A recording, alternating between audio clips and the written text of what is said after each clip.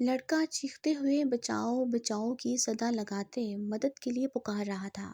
Factory کے باہر بہت تیز رفتار ٹریفک رواں دواں تھی، جس کی وجہ سے کوئی بھی اس کی آواز سن لے ناممکن تھا۔ ایسوں کا انجام ایسا ہی ہونا چاہیے تاکہ لوگوں کو عبرت حاصل ہو سکے۔ ان تینوں لڑکوں کی موت لکھی جا چکی تھی۔ لڑکا اندر بنے کمرے میں گھس کر کنڈی لگاتا خود کو حفاظت میں سمجھ رہا تھا۔ ناگن دروازے کی نچلی درز سے اندر داخل ہوئی۔ لڑکا چیخنے لگا۔ وہ پلنگ کی پائنتی پر چڑھتی ہوئی لڑکے پر چڑھ گئی۔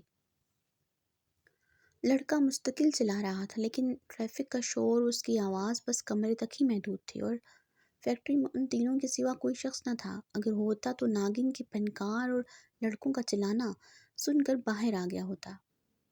ناگن اس کی گردن سے لپٹ کر خون پینے لگی۔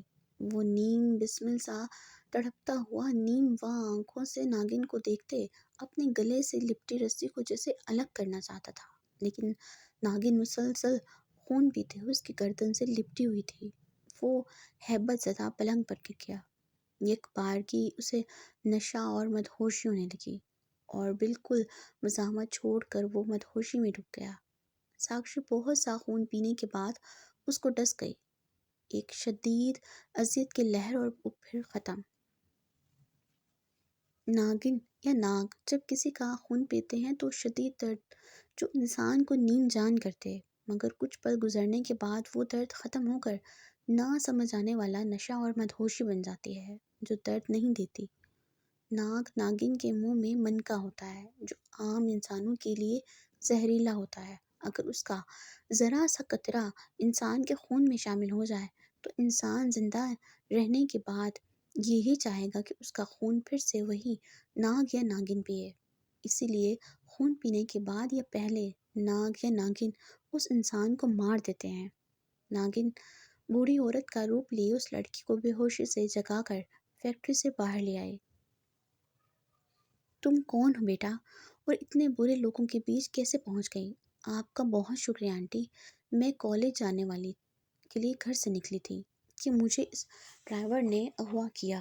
یہ لوگ اسمگلنگ کرتے ہیں، لڑکیوں کی اور خواتین کی عزت و عصمت وہ ایک کھیل سمجھتے ہیں، صحت مند بوڑھوں کے باڈی پارٹس فروخت کرتے ہیں۔ اچھا، تم یہ سب سن چکی ہو کیا؟ اور تم ٹھیک ہو؟ جی آنٹی، میں سب کچھ سن چکی ہوں اور میں بالکل ٹھیک ہوں۔ آپ کا بہت شکریہ، وہ ممنونیت سے بولی۔ الحمدللہ، ناگن کے لبوں سے بے ساختگی سے نکلا۔ اگر میرے ذریعے اس خالق نے یہ کام کروایا تو یہ اس کی رضا ہے، وہ جو چاہے تو عزت دے، ورنہ در در کی ٹھوکریں ہی مقدر بنتی ہیں۔ آپ ٹھیک کہتی ہیں آنٹی، وہ لڑکی بالکل ٹھیک ہے۔ اس بات کے لیے ناگن نے اللہ کا شکر ادا کیا۔ لڑکی کو اس کے گھر چھوڑ کر وہ خالہ کے گھر آ گئی۔ حال احوال اور فریش ہونے کے بعد ساکشی اپنی اصلی بات کی طرف آئی۔ خالہ، میں آپ سے ایک بہت خاص کام سے آئی ہوں۔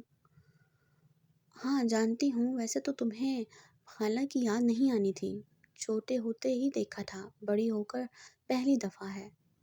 بس خالہ، آپ جانتی ہیں میں انسانوں سے بھاگتی ہوں اور برائی مجھ سے برداشت نہیں ہوتی۔ خالہ پودے سے پودینہ اتارتے ہوئے باغیچے کی سائڈ پر بنے نل سے دھو رہی تھی۔ وہ ساکشی کو اپنے ہاتھوں سے سویٹ ڈش بنا کر کھلانا چاہتی تھی۔ پودینے کا ذائقہ ساکشی کو بہت پسند تھا، وہ پتے ہی کھا لیا کرتی۔ ناگن خالہ، جس کا نام اساوری ناگن تھا، مطلب ریشم راکھ، اساوری ناگن کے گھر کا باغیچہ جس میں لکڑی کے بنے جدید تراش خراش سے بنے جھولے پر بیٹھی وہ اپنے پیروں کو نرم ٹھنڈی گھاس پر رکھتی سکون محسوس کر رہی تھی۔ اس نے چاندنی رنگ کا گاؤن پہنے رکھا تھا جو سلور نگوں سے مگین تھا۔ خالہ نے کئی لباس دکھائے لیکن اس کو یہ لباس پسند آیا۔ اسے پیروں کو چھوتے لباس بے حد پسند تھے۔ اس کا پہلا لباس وہی تھا جو اس کے 100 سال ہونے کے بعد اس کے تن پر سجا۔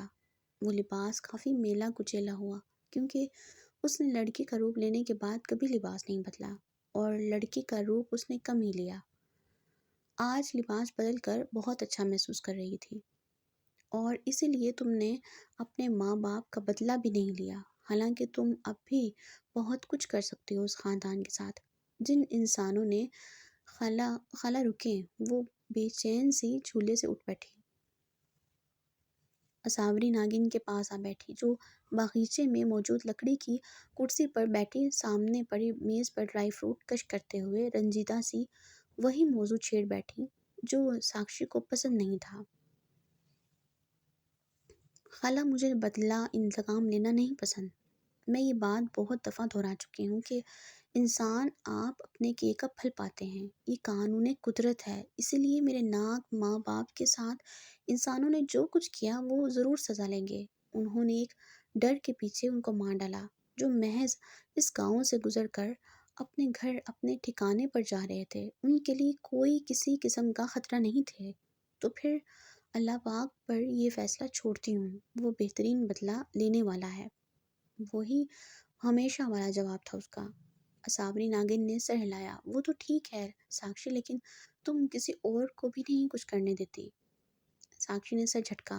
اس تکلیف بھرے موضوع سے بچنے کو وہ در در کی خاک چھان رہی تھی، اس کا اپنا گھر ہوتے ہوئے بھی۔ خالہ، میرے دکھ سے بڑا کسی کا دکھ نہیں، والدین تھے میرے۔